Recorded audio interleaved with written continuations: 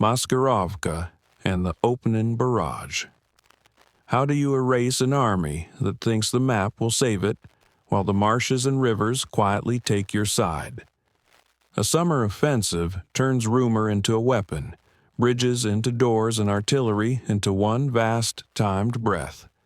In the next minutes you'll see Orsha unstitched by synchronized fire, Vitebsk peeled into a pocket, Bobruisk brought to a hard boil, and the Berezina crossed under a man-made fog that tastes of smoke and nettle.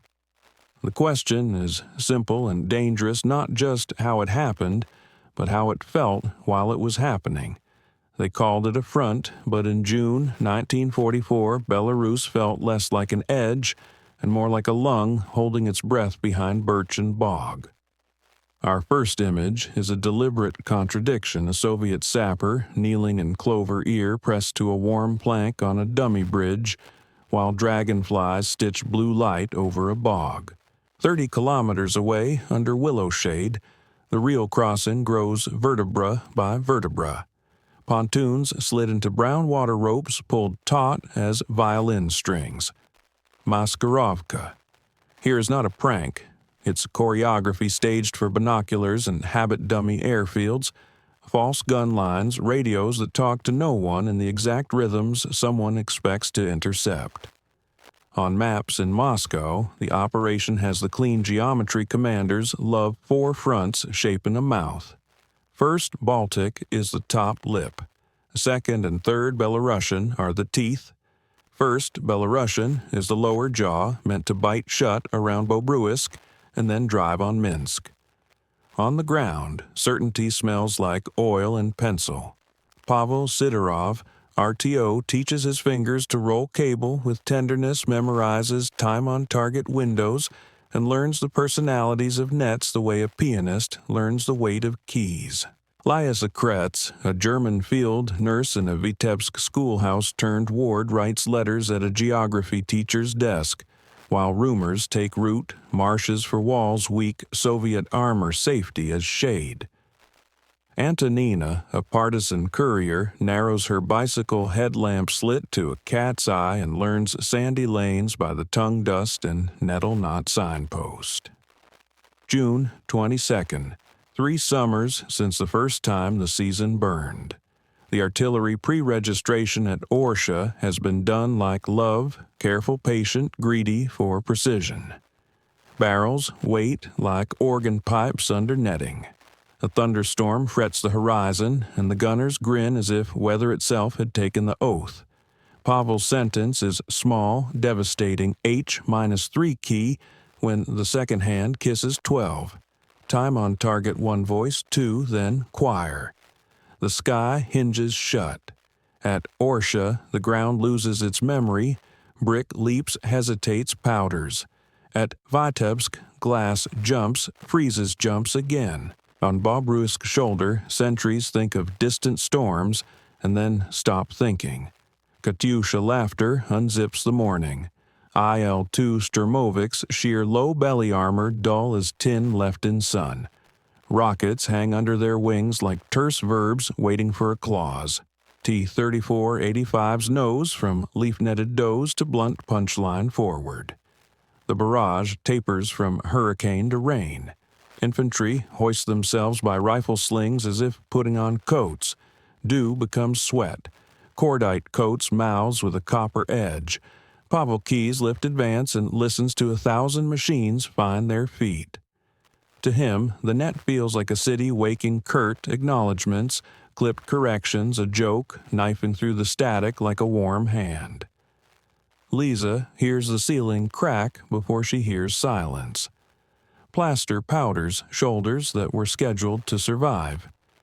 She counts the living down to the cellar 1, 2, 3, 4, because cadence is a raft. Outside, smoke pillars draw parentheses along the street.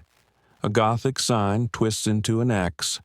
A hayrick lights like an old rumor made arrogant by noon. In the aid post, a young doctor says, "It begins without understanding what that verb will cost." Phase 1 is Orsha, the railway throat of the German defense. The method is mathematical cruelty, synchronized barrages on shunting yards. PTAB bomblets from IL-2s that turn locomotives into bright squares of shrapnel. Guards, regiments flooding the fracture while German reserves drive not toward danger, but toward decoy heat, canvas tanks warmed in sun radio chatter conducted by ghosts. By noon, the junction looks like a book dropped in water pages still legible, no longer turning. A sheet strung to block a sniper becomes cinema boots flicker. A cat darts. A long shadow crosses with another man slung like a coat. To the north, the First Baltic Front pulls at Vitebsk's corner. Peel, don't smash. The circle forms first in nurses' gossip, and only later on a corps map. Lisa's ward shrinks from classroom to corridor to 6 beds under a chalk-damp wall where Europe curls at the edges. Flies are democratic, fear is not. Outside columns form not for parade, but for history's harvest gray uniforms that believed in distance and marsh, now moving in a direction uniforms hate backward. To the south, 1st Belarusian's lower jaw flexes toward Bobruisk. Forward detachments, submachine gunners on fenders, motorcycle scouts, sappers with wire coiled like ribs pour into alder and willow where the ground squelches like a boot sole. The marsh stops being a wall and becomes an accomplice that speaks only one language: step here, here, not there. Across the front, German reports grow algae unclear situation. General Bush turns into past tense. Field Marshal Model arrives like a tourniquet tight and decisive and finds not a wound but a mid-act dismemberment, arteries speaking in sprays. Giving ground requires roads. Maskirovka places palms over the mouths of those roads and tells them hush. Orsha breaks open first. The railway knot unlaces. Steel remembers that it is brittle under heat. IL-2s drift across the yards dispensing neat murder on boxed cars and shunting engines. The yards answer by folding. Guards' formations cross streets in run-and-stick rhythms learned at Stalingrad, an elbow hooked into a jam, a knee as wedge, a grenade as punctuation. Orsha's power is not what it holds, but what it connects. Sever the throat and everything beyond speaks hoarsely or not at all. Pavel, whose set sits in a third-floor office that used to sell insurance, leans into the net's hum. Fire plans click into improvisations. Shift right 2 on repeat splash. He scribbles on a pad that smells of graphite and bread, then swallows dust that tastes faintly of sugar from a burst warehouse. A woman with new gray in her hair hands him a blue enamel mug. He drinks and tells her the operation's name. She says it back, like a sacrament, Bagration. North at Vitebsk Peel becomes pocket. The First Baltic folds the corner while the Third Belarusian holds the hinge. Encirclement is not a circle at first. It is a mood. Bridges that carried bread yesterday blaze into scaffolds of heat. Company radios begin to sound like men in attics knocking through walls trying to reach each other. Liesa writes morphine saline tourniquet, rest in tidy script, and notices with shame that her penmanship improves when the building shakes. A Feldwebel swears that Minsk will hold. His mouth says certainty. His eyes say arithmetic. South, the pincers around Bobruisk show teeth. The forward detachments move the way water learns a ditch fast widening certain. Engineers move their art across the mud with an undertaker's gait, portable bridges slung stakes, rope rivets knocking like nails in a carpenter's pocket. The marsh smells of frog and machine oil. A convoy halts under the shallow shade of its own dust. An ambulance dries its red cross to brown. A horse waits ears, fiddling with flies untroubled by maps. When the next barrage comes down, the world sounds for 3 exact seconds, like rain on a tin roof, and then it sounds like grief. German reserves swing toward a heat signature that is all canvas and lies. Dummy tanks wear their painted shadows well. Real Soviet armor drifts through willow like cattle.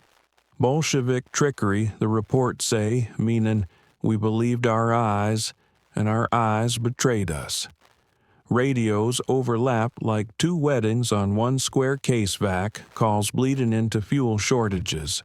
A major whistling a tune into a dead net because the key on his set sticks and he's too tired to be ashamed. Night crossing of a tributary. Rehearsal for the river with a memory. The pontoon men take their brief kingdom. Logs, canvas, rope. The shapes nod and accept weight. Paddles lick, breath hoots. A flare lifts and paints the leaves silver. A German MG clears its throat into a long, hard poem. Mortars answer with new grammar. A T-34 gunner writes commas of high explosive where the muzzle flashes had been until the sentence ends. Pavel rides the rear deck, one hand on the whip antenna so the forest doesn't snap the net's neck. The water smells of fish and filings. For a moment, the surface feels like an idea, not a place, and the tank decides to accept it. Vitebsk's ring hardens. What was rumor thickens into geometry. Lieza's ward shrinks to a cellar. The chalk map on the wall curls where Russia folds to Belarus folds to memory. Outside, the democracy of flies persists. Inside, triage becomes parole you not with malice, but with math. She steps into the ruined light, long enough to see a column of prisoners pass. The air around their mouths is not just for breathing, but for swallowing shame. Orsha is declared taken. The severed throat gurgles once and is quiet. Pavel shifts his set to a window where tramlines curl like hair in heat. The city is not a prize, it is a door, and now it stands open. Orders say exploit, the net says hurry. South Bobruisk's ring tightens like a belt pulled two holes too taut. Bobruisk boils. The Berezina opens, Minsk falls. Bobruisk breaks the way, ice breaks under a heavy boot first, with Koi creaks, then all at once. The south pincer clamps down. Inside the bag, order goes off its leash. Men strip boots to wade. Officers seize radios and have no units to call. Rifles point inward, not at enemies, but at panic. Certain pockets try to punch out at the last minute only to meet a ring that has learned how to thicken under pressure, fan fires from artillery anti-tank guns, set like teeth at road cuts, minds seated in haste, but with a gambler's instinct for where feet will fall. Pavel's forward detachment crawls along a drainage ditch that smells of frog and warm diesel. Ahead, a road cuts a low rise the color of summer dust. On it sits a convoy that thought yesterday it was fleeing and has learned today it is melting. Trucks hunch in the shallow shade of their own shadows. A medic ties a tourniquet with motions so practiced they look like thoughtless kindness. The barrage cracks over the ridge, and for a heartbeat the noise is rain. Pure, clean, no quarrel, and then it picks up the quarrel again, and the road decides to remember it is made of gravel, not mercy. Bobruisk's buildings exhale. Summer air cannot sweeten the smell. The pocket turns from shape to storymen ditching helmets to swim under reeds. Machine guns brushing the surface into stitched foam. A captain firing at a map. A priest opening a small church and trying to drown gunfire with notes until the shells shred the music. Antonina rides under plum trees, the fruit hard as promises keeps off the main roads, where air power owns noon to 4, and lowers a small parcel wrapped in sugar paper into a mossy well that licks her fingers with a cat's rough tongue. Operational AIM now walks west to the river with a history exam and its name Berezina. Napoleon felt ice in this water.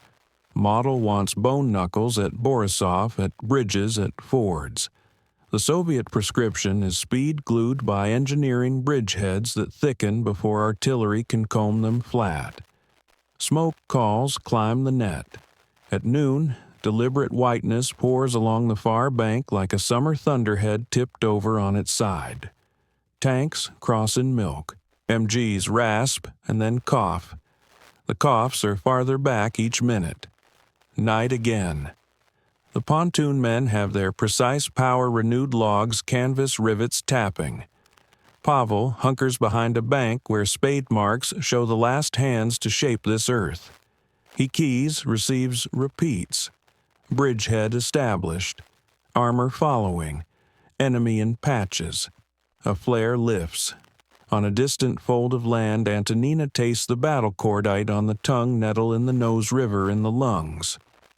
Minsk is not supposed to be a July word for the Germans yet. On July 3rd, the city learns a new grammar at speed.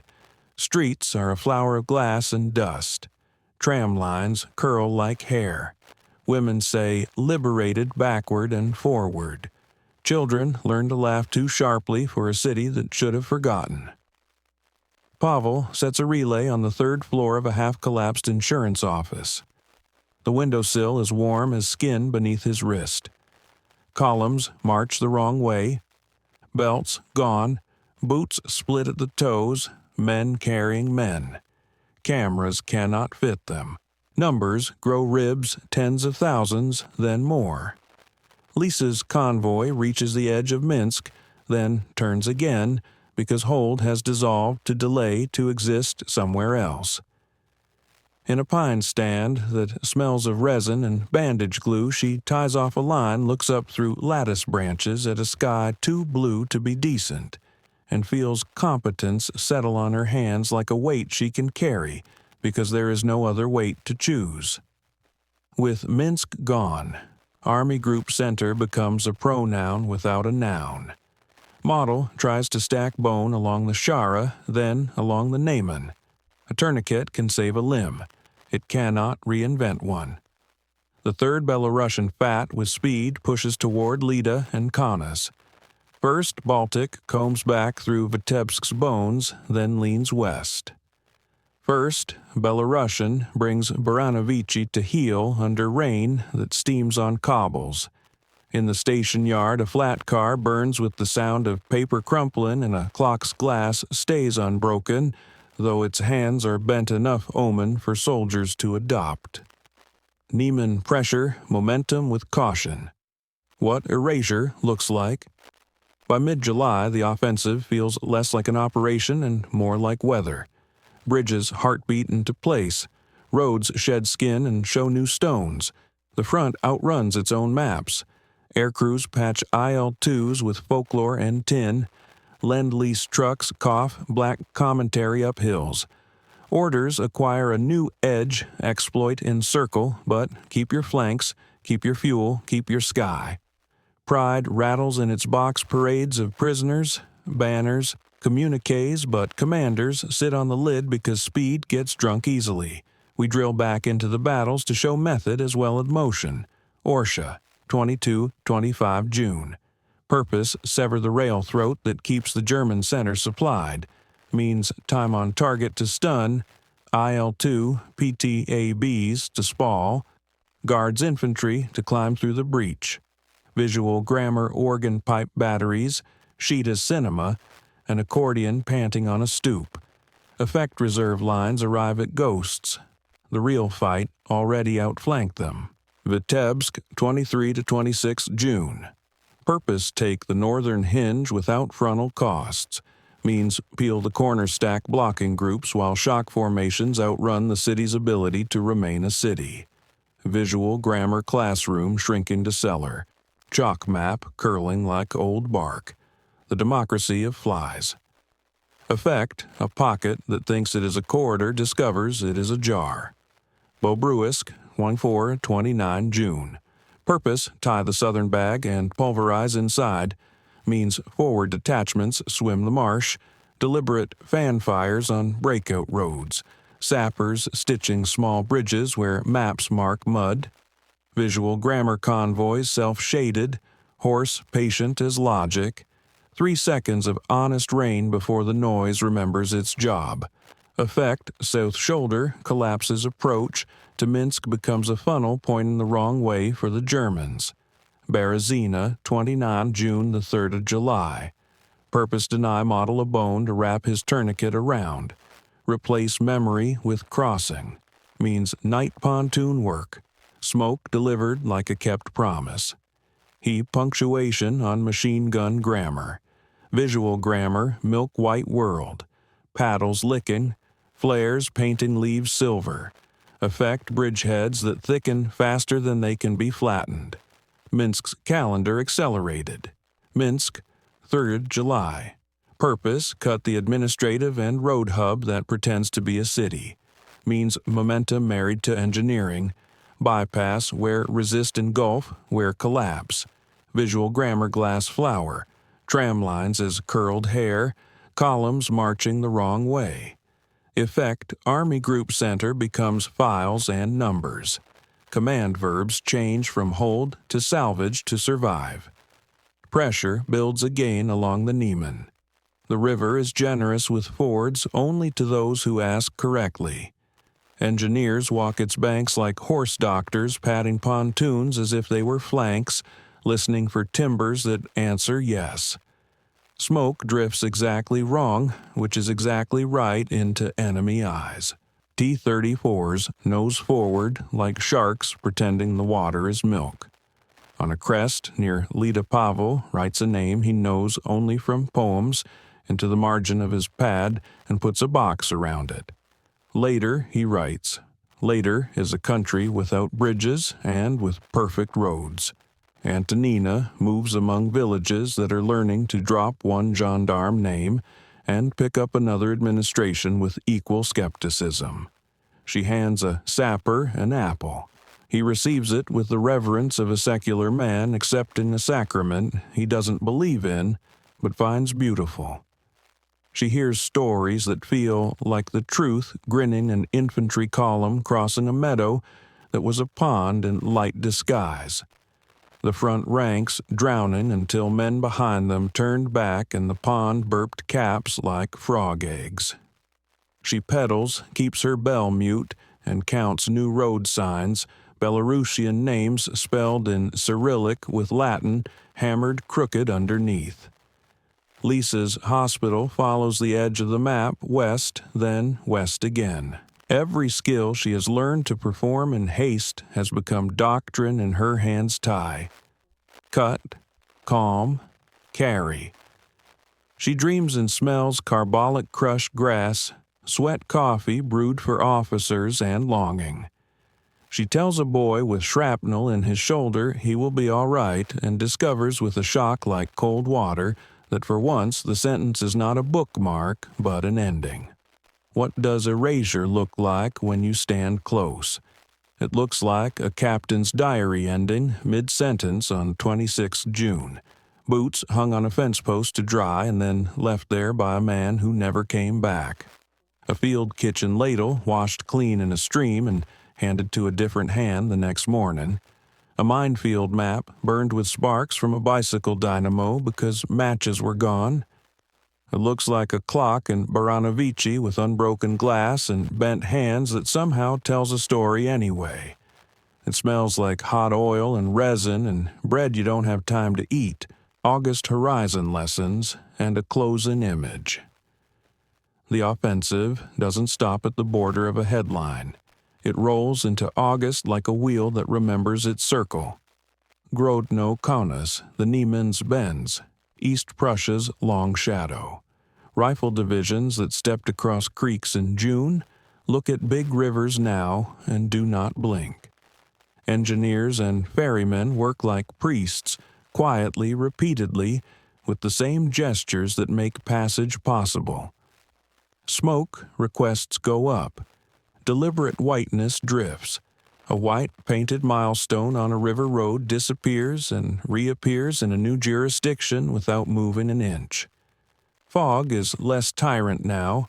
Summer's glass is clear. fuel stretches thinner convoys become arithmetic problems written in diesel. Pride hums in communiques and in the camera's love for long files of prisoners. But the better commanders treat it like a pet that might bite if you let it sleep in the bed. The enemy is not finished. Army Group Center isn't a single corpse. Its parts are reassigned, some to stiffen other lines, some to statistics that will bore and then horrify some, to camp barbed wire, some to kitchens where a woman reading a newspaper will say a name softly and then fold the page. Pavel's set misbehaves in heat. He coaxes it with his cap, whistles to it, raps it with a knuckle the way a mechanic talks to a faithful truck. The net is rowdier now. Victory makes men use first names by accident. He pockets his chewed pencil as if it were a wand and writes a letter that is half list, half apology. June 22nd, Orsha. Late June, Bobruisk. July 3rd, Minsk. Mid-July, Baranovichi Lida. Late July, Niemen. He draws the line too straight and knows it. Antonina parks her bicycle against a birch at a partisan enlistment point. Names smudged and crowded bloom down the sheet. A rumor with a face becomes regular. She turns back toward a village where the bakery is opened and discovers that the line for bread looks like a parade, if you are far enough away and high enough up and foolish enough to think parades are only for armies. Lisa packs her small kid a mug, a spoon, a ribboned photograph of a sister on a fairground swing hare, flying like victory propaganda. A driver with a voice like crushed gravel says the road is mostly there. She laughs because the phrase feels honest and therefore comforting. She has begun to measure time and how long the water takes to boil, and how far the sneer of a wound fades once it is bound and clean. Operation Bagration erases and replaces.